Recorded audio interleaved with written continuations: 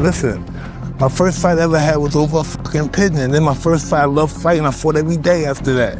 I realized that I could do something with my hands. I could fight. I fought every day. Every day. And now I became Mike Tyson from this these fucking pigeons.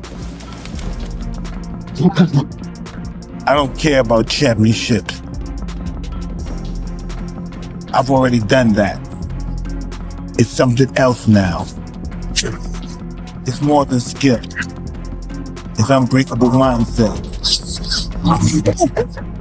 Sometimes you gotta remind them. I'm built for this.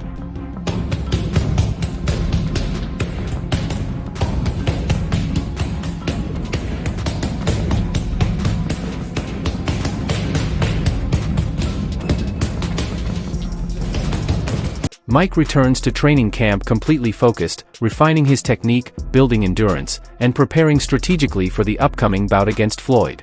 Ready, brother? Yep. It's good to see you there, man. I killed Fabrice yesterday. Yeah? I killed Fabricio. Yeah, what's he talking? That's my brother. How's he doing? He's doing well. He's in the mouth on up. Yeah.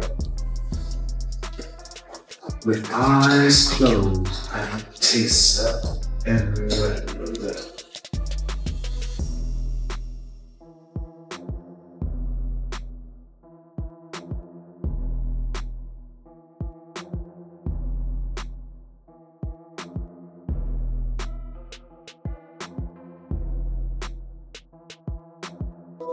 What about you? Everything's good? Yeah, it's sore. My body's sore, man. Working closely with his trainer, Mike shows why true legends last, concentrating on accuracy, skill, and refined technique that reflect greatness in every movement.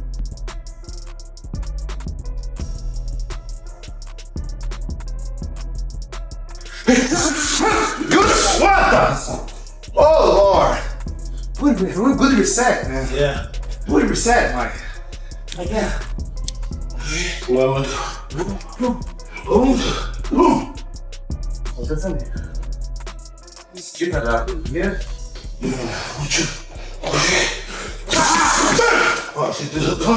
What? oh, that's so good. Check my suck.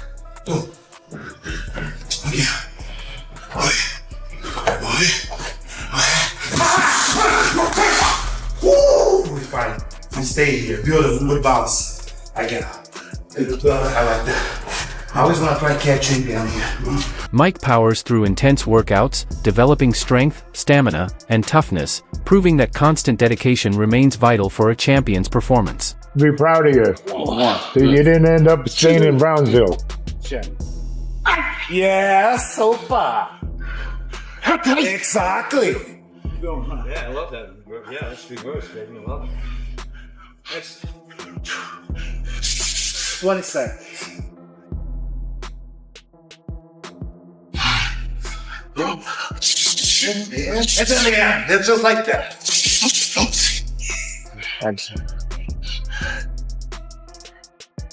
You did more workouts than what I seen you than the whole time you fought Lennox Lewis.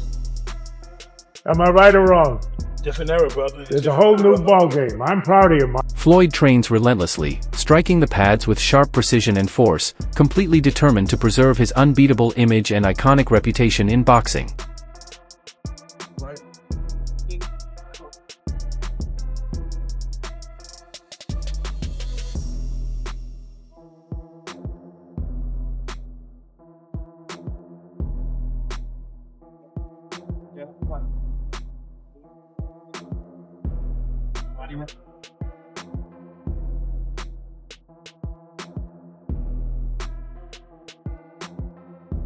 Never falling behind, he radiates confidence, pushing his boundaries in every session and proving why his belief that no one can defeat him continues to stand.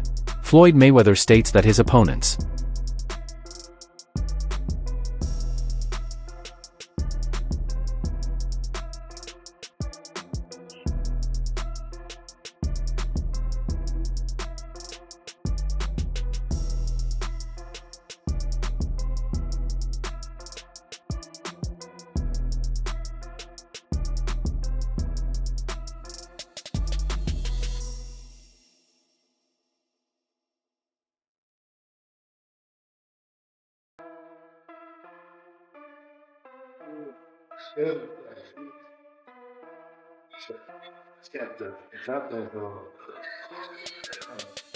Seek bouts with him because his name alone brings in billions, motivating him to take part in exhibition matches even after stepping away from professional boxing competition. In a boxing gym, it don't count. You can have good days, you can have bad days. You know, a lot of times guys do good in the gym. You know, they be happy. They feel like if you done good with Floyd Mayweather in the gym, oh, I want a world title, Well, you got to really look at this now. Slow down. You go home to an apartment. You know, I go home to a palace. There's a difference. Yeah, Floyd. You know, when you say your name, when they say these fighters' names, they say thousands and millions. When you say Money Mayweather, you say billions. Jeff Mayweather insists that if other boxers can make successful comebacks, Floyd should as well, since he stays in shape, disciplined, and clear of drugs or harmful habits. I think that if anybody was to come back, he could come back and be successful. 100%. I mean, I don't think that, he doesn't smoke, he doesn't drink, and his work ethic, that still hasn't left. So, even though he's older, I think that he still can compete with these guys out here today. Obviously, it sounds like, first things first, it sounds like he's going to be fighting Mike Tyson. And in the Congo, I heard. Andre Ward commented on Floyd Mayweather's return to the ring, explaining that it is not solely about exhibition bouts. He pointed out that many legendary fighters such as Ray Robinson, Muhammad Ali, and Joe Louis also took part in exhibition tours during their careers. According to Ward, these events help boxers remain connected to the sport, display their abilities, and earn significant income without undergoing the grueling preparation required for high-stakes contests. Floyd Mayweather himself voiced strong confidence, saying, "I still have what it takes to break more records in the sport of boxing." He stressed that no other fighter can produce larger gate revenues, attract a wider global broadcast audience, or generate more money per event than he can. Ward further noted that Floyd Mayweather's strategic handling of exhibitions protects his legendary reputation while keeping him active, fit, and relevant in the boxing world. Mayweather is not just coming back for an exhibition. We've seen Floyd going on the exhibition tours, which a lot of former all-time great fighters have done. The Ray Robinsons did it. The Alis did it. Joe Louis did it. It's not out of the question for a fighter to do that. Sometimes you don't want to have to prepare for a mega type of fight with a real threat, but you're making good money. You get to stay close to the game. You're in good enough shape, and you still get to showcase your skills around the world. And that's what Floyd Mayweather has done. Floyd Mayweather said, "I still have what it takes to set more records in the sport of boxing." Speaking about his upcoming fight with Mike Tyson. Speaking about his upcoming exhibition with Mike Tyson, Floyd Mayweather outlined his plans to continue such events in collaboration with his global media partners, CSI Sports and Fight Sports. Ward recognized these moves as strategic, enabling Mayweather to maintain a competitive edge while entertaining fans around the world. Speculation about a potential rematch between Floyd Mayweather and Manny Pacquiao has been circulating for months. Ward noted that the confirmation of this bout, set for September 19th in Las Vegas at the Sphere, is highly significant. After nearly 11 years, boxing fans will witness a historic rematch, showcasing Mayweather's lasting impact and cementing his status as one of the sport's all-time greats. Generate a bigger gate, have a bigger global broadcast audience, and generate more money with each event. Floyd says, "I plan on continuing doing these events, and I plan to keep doing it with my global media partner, CSI Sports, Fight Sports." This is Floyd Mayweather making the comment about the Tyson exhibition, and then also his desire to continue fighting as a professional fighter, not just a fighter that's fighting. Wade Plemons offers a frank assessment of the upcoming Floyd Mayweather vs. Mike Tyson exhibition, stressing that Mayweather, though smaller and a bit slower, is expected to control the fight. Plemons points out that Tyson faces genuine hurdles just in preparing for the bout, referencing his hospitalization and training difficulties following the Jake Paul exhibition. He emphasizes that Mike Tyson's health risks are considerable, including previous stomach problems and injuries sustained while limping into the ring, making the fight potentially dangerous for him. Even though he's slowed down, even though he's much smaller, is going to run circles around Mike Tyson in this. Mike's going to have real trouble even getting to the fight. If we saw the Jake Paul exhibition, Mike was hospitalized for a bit. Then he had to take a lot of time off from training, had a stomach ulcer, and then again, the limping to the ring. Oh man, the whole detrimental to his health. It's detrimental to Mike's health to even try to do this. The article keeps going, this fight will be an exhibition, so Mayweather isn't risking his perfect 50-0 record, though he doesn't sound concerned about Tyson in any way. I've been doing this for 30 years, and there hasn't been a single fighter that can tarnish my legacy, Mayweather said. You already know that if I'm going to do something, it's going to be big and it's going to be legendary. Except the last 5 exhibition fights that no one watched and that Floyd still found a way to extort them out of money. I still don't know how he made mills doing those. While the bout is officially an exhibition and won't affect Floyd Mayweather's perfect 50-0 record, Plemons emphasizes that Mayweather remains confident in his abilities. Mayweather himself declared, "You already know that if I'm going to do something, it's going to be big and legendary." Plemons notes that Mayweather has previously turned exhibitions with modest attendance into major financial successes. Although Plemons does not expect the event to fully satisfy fans, he plans to cover it, recognizing the spectacle and media attention it will generate. He highlights Mayweather's experience in exhibitions against larger opponents, such as the Logan Paul fight, which has prepared him for facing Tyson. Plemons also points to the long-standing tension between Floyd Mayweather and Mike Tyson, marked by years of verbal exchanges. Despite acknowledging Mayweather's legendary skill, he remains skeptical, viewing the fight more as a media-driven spectacle than a serious sporting contest.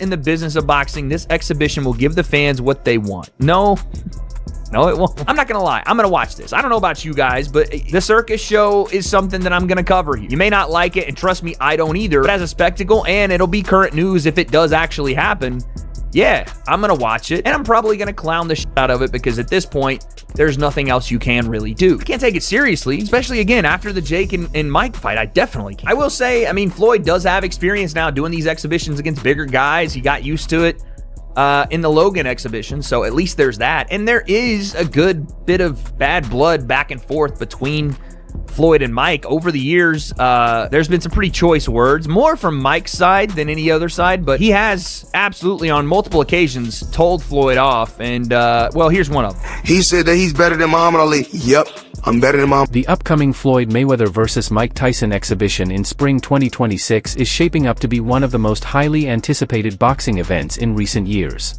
Both fighters are reportedly set to earn enormous paychecks, potentially around $50 million each, which appears to have been a significant factor in securing their participation.